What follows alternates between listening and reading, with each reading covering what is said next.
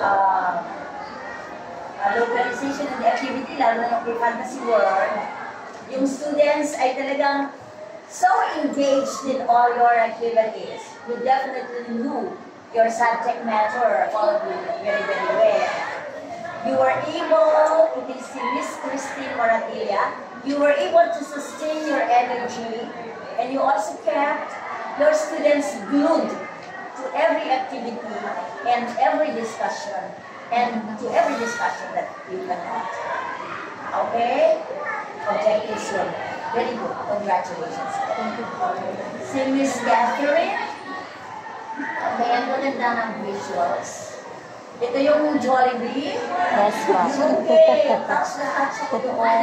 Kasi, you were so passionate at what you did dahil naranasan mo na mag-work sa Jollibee. Sabi ko talagang na-feel ng bata yung kanyang trabaho at na-communicate mo sa amin ng maayos na maayos.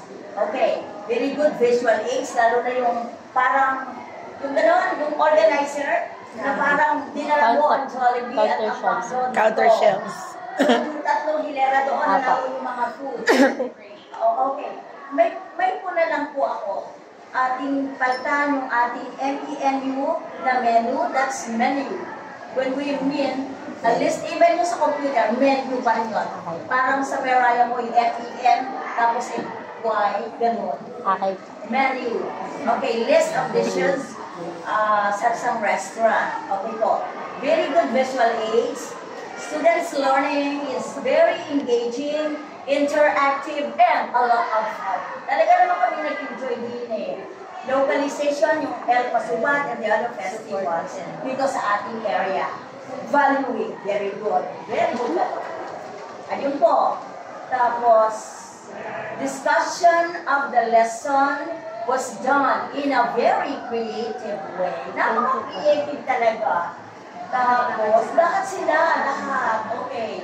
Napaka-unique din yung ginawa mo yun.